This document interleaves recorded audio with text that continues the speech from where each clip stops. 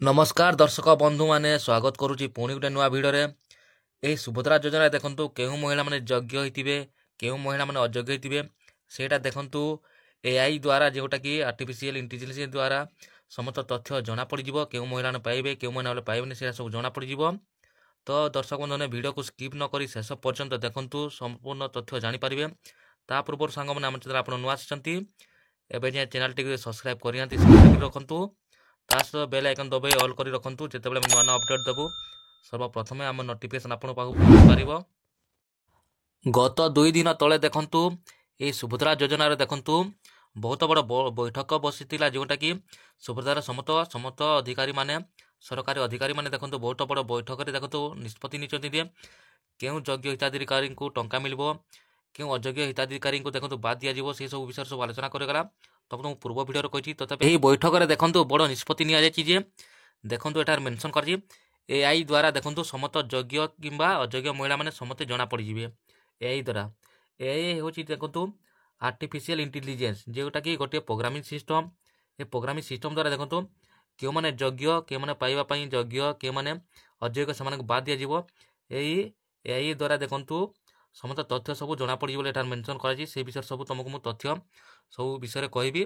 Video को skip न शेष पर्यंत देखंतु एबे हम चैनल लाइक करना लाइक गोटे करूँ तुम ये लाइक द्वारा देखंतु हमको बहुत मोटिवेशन मिलता है बंधु माने। जो महिला मान देख स्टाटस देख जिते चेक कला देखो पेंडिंग बताऊँच कि अंडर प्रोसेस अच्छी देखो से जदि देखो इक्यूएस और बैंक समस्या रही है देखो ए विषय मेंशन कराई सुभद्रा हिताधिकारी इक्यूएस और बैंक समस्यार समाधान त्वरित पदक्षेप नि संपर्क तथ्य विश्लेषण कृत्रिम बुद्धिमत्ता एटा ध्यान दिंतु देखो बंधु माने कृत्रिम बुद्धिमत्ता जोटा कि एआई रो व्यवहार करा जीवो। तो तार सफा सफा मेंशन कराई देखो जो मान देखो इक्यूएस रे प्रॉब्लम रोची कि बैंक समस्या रोची जोटा कि डीबीटी प्रॉब्लम रोची कार एमपीसीआई लिंक नहीं डीबीटी लिंक नहीं। तो से सब तथ्य देखो ऑटोमेटिकली देखो एआई द्वारा देखो समस्त तथ्य जना पड़े जे केउ महिला मानकर कौन सब प्रॉब्लम रोची केउ महिला माने पाइबाकु योग्य केउ महिला माने पाइबाकु योग्य नै कहीं जनवरी मास देखो प्रथम किस्तिर चतुर्थ पर्याय टंका मिलवाक जाऊँगी। तो ये डिसेम्बर 30 तारीख सुधा समस्त महिला मानक सरकार निर्देश देते निज निजर सबू भेरिफिकेसन करनी। तो देखो यहाँ गोटे बड़ निष्पत्ति नहीं सरकार जोटा कि एआई द्वारा देखो समस्त तथ्य सरकार पाखक पहुँची पार। एआई हूँ देखो गोटे प्रोग्रामिंग सिस्टम जोटा कि देखो मोबाइल आम यूज कर किंबा कंप्यूटर मान यूज कर जोटा कि देखो बहुत वर्ष पूर्व देखो एआई रो व्यवहार होची।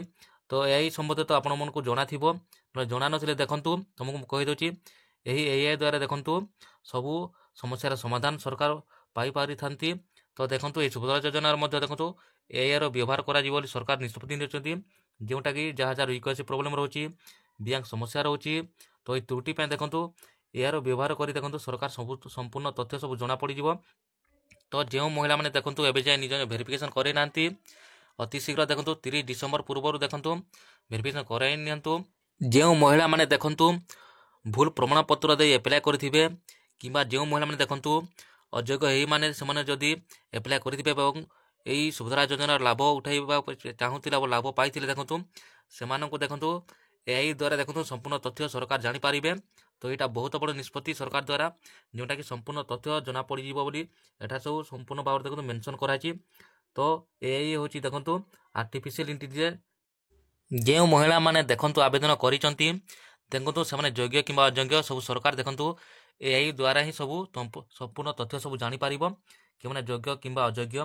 तो देखो जो अयोग्य देखो ये योजना लाभ उठाई से सतर्क हो जातु कहीं से परवर्ती पर्यायर देखो बाद पड़ जा पारती से समस्ते सतर्क रुहतु। अयोग्य महिला माने जो मैंने सरकार जो रूल रही जो मैंने मानदंड पूरण करुवे तो सेमाने ही योजना लाभ उठे पारे बोली सरकार पूर्वर कहते आरंभ से जो अयोग्य महिला माने रही जाती देखो से निजर ऑप्ट आउट तो बाहरी जाती जो मैंने योग्य ऑप्ट आउट करते देखो अभियोग करने तुम पूर्वर वीडियो कही तथापि एवं कहती देखो जो मैंने ओपीटी आउट हो देखो बाहरी जाती योजनार बाद पड़ जा पारती से निज निजर अभियोग पोर्टाल को अभियोग बर्तमान करनी कहीं जनवरी मासर प्रथम किस्तिर चतुर्थ पर्याय टंका मिलवाक जाऊँगी।